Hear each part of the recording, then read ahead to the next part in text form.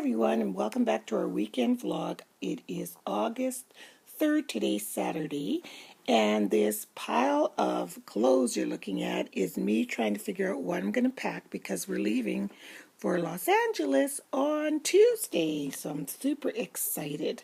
I'm going to transfer all my stuff from my garage sale purse to that purse because it's more neutral. And I'm going to take a little black clutch along with me if I just need to go out somewhere. But I just finished watching the most interesting program on television. It was all about mixed race people and children in Alberta. I think I'm going to go outside. It's nice out. And it was so good and so timely because a lot of people think that in Canada there is very little racism as we all know it. And I just had this conversation with my daughter yesterday because she's been having a couple of incidents with her kids. Well, mostly with her. Her children haven't been included at all. One of her girlfriends, or actually her sister-in-law, who is Caucasian, one of her friends called Deanne's boys nigglets and thought that that was okay, And then Deanne and Brody belonged to a country club, and they were there swimming with the boys yesterday, and this woman came up, and she was very kind of redneck, and she was saying, "Is that black boy yours in the water?" And Deanne goes, "How do you answer that?" "Yes, he is." I would have said, "You mean that beautiful prince over there? That golden god? Yes, he belongs to me, and I'm so lucky. But I'm older.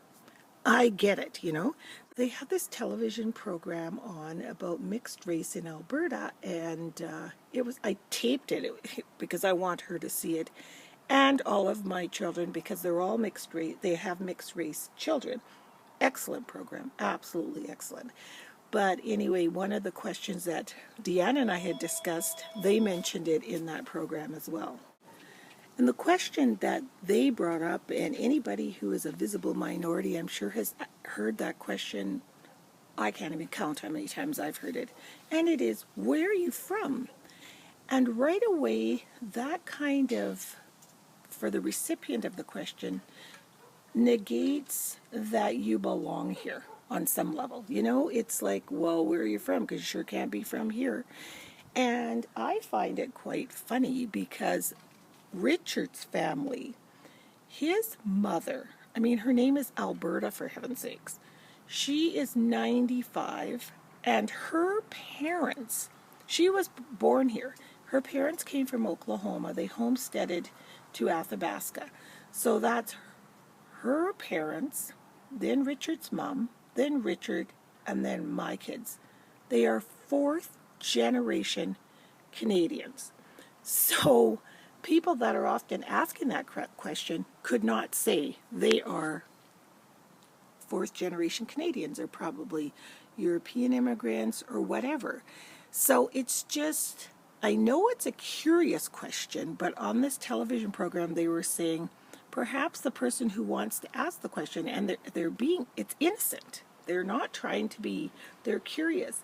But turn it on yourself. Like, would you want somebody to ask you where you're from when you've been living here all your life? Do you know what I mean? Like, it's just kind of something, and it's not just Caucasians that ask the question. Sometimes I will get that question from Caribbeans or Filipinos, or like, where are you from, child? And I'll be like, I am as Canadian as they come. Can't you hear my voice, But it was just very interesting in how to deal with mixed race children, and they were talking about, I don't know if in the U.S. you got the Cheerios commercial. I'll put the link in the down bar for sure, because it was definitely Canadian, but I'm not sure if it was shown in the U.S., where the little girl goes to her mommy and asks her about the properties of Cheerios and are they heart healthy, and her mother is Caucasian, the little girl is mixed race, so she runs and puts the Cheerios on her daddy's heart, and then it just says love, and it's like Cheerios. It's a beautiful commercial. Apparently they got more negative comments on that commercial, that so much so that General Mills had to disable their comments on YouTube, but they still are running the commercial, and I say kudos to General Mills. That's fabulous. And so they were talking about that to these two women that were being interviewed, and the one woman said, I think what General Mills is trying to show is that Cheerios is for everyone. And it doesn't matter who you are or who you're married to or what your children are. I mean, it's Cheerios for heaven's sakes, you know? And no one can figure out why the negative comments towards that, unless it's, I don't know, I can't either. I guess can't imagine why you would find that odd.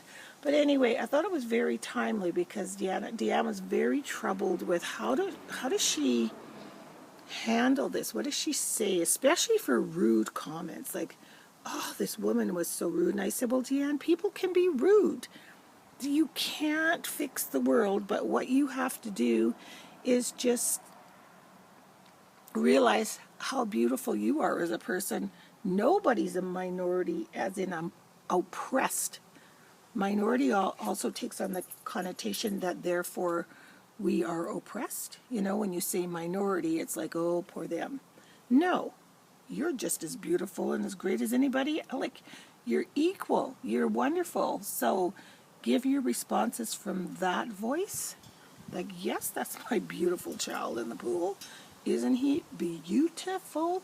Or people will say, ew, is your hair like, does it feel like steel wool?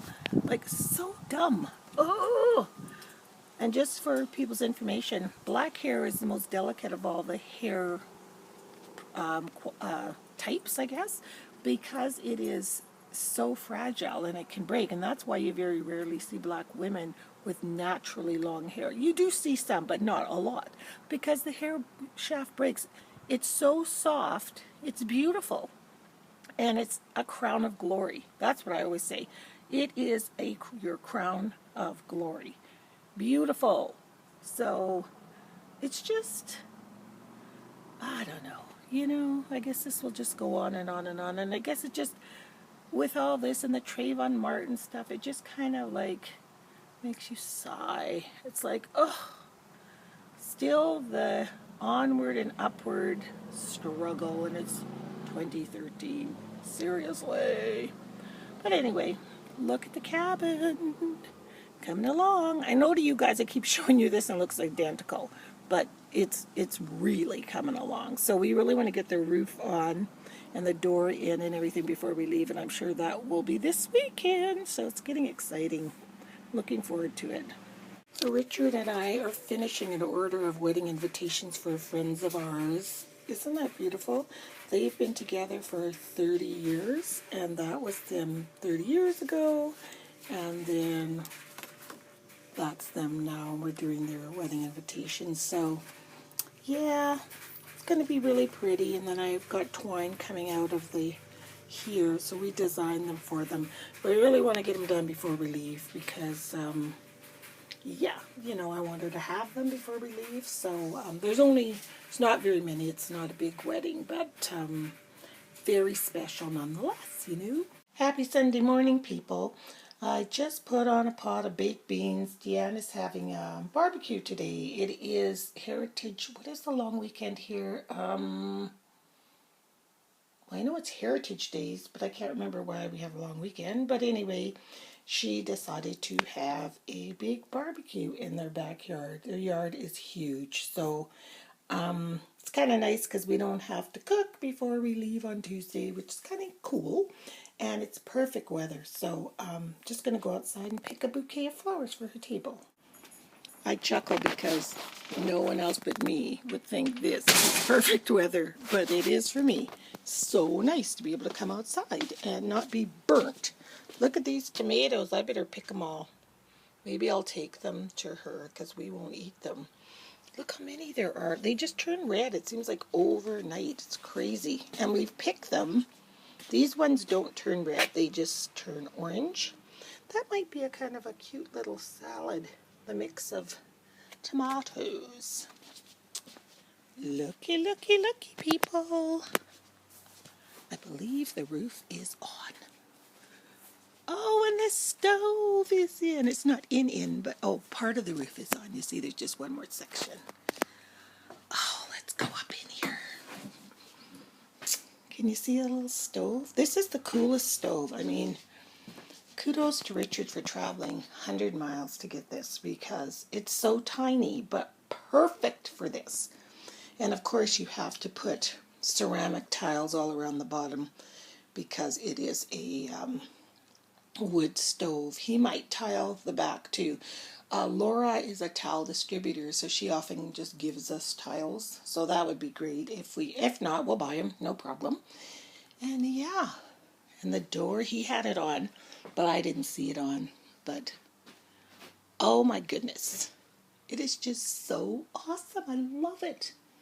Even just to come out here, I know me, I will come out here and meditate. Just sit here and just meditate. It's beautiful. Who knew a little wood shack, could add so much to your life? So, let me get a pickin'. There's some really pretty, see those really pretty yellow ones? If anyone knows the name of these, someone told me, but I cannot remember these guys. They're just beautiful. And the big Devonian, when we went on the garden tour, it's sponsored by the Devonian Gardens, which is a big, garden, sort of a center and a school and everything. And they use these a lot. So most of our perennials were transplants from somebody else's yard, which I love. Like these are Judy's daisies, and those were this couple that we knew in Edmonton, Rose and Justine. Like all these, most of them were given to us, which is so cool. The peonies were from my mom and dad's yard. Or no, yes they were. Our bleeding heart was from my mom and dad's yard. There's things from Richard's mom. Like, it's just so cool. That's what I love about them. So I better get to picking. So here's what I managed to pick. They're not arranged yet. But I got a little tip from a friend of mine who is a floral arranger. Always pick 3 of everything or 5, never even numbers. And take all the bottom leaves off the stems. Like, just strip them down like that while you're outside, and they can just become compost for the flowers. And then put them in hosta leaves or rhubarb leaves or anything big like that.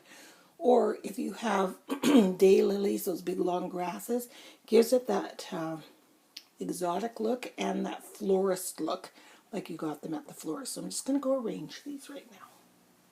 So here's my finished arrangement. It's just kind of a modgy podgy of garden flowers. Looks really pretty, but I really believe those big leaves, these guys, are what make it. I really do.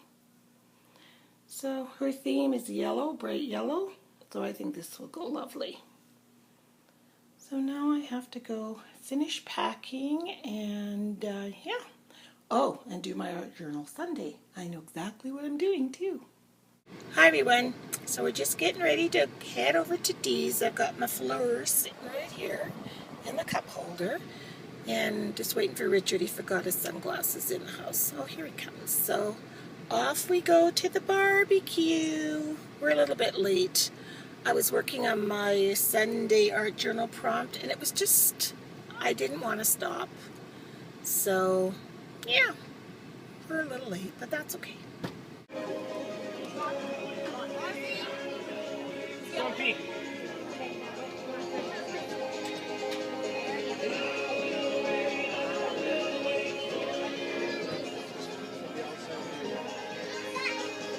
So we just got back from the barbecue. It was really nice. Lots of people turned out and everybody had a great time. And so I've got Carol's invitations all packed up for her so they can pick them up tomorrow before we leave on Tuesday. So we just have a few more little errands. You know what that's like. Get everything all locked up and ready to go before we leave. And yeah, we'll be heading out of here this week. So I hope you guys all have a wonderful week, and I'll be vlogging from California, and so I will see you very soon, and thanks so much for watching. Bye.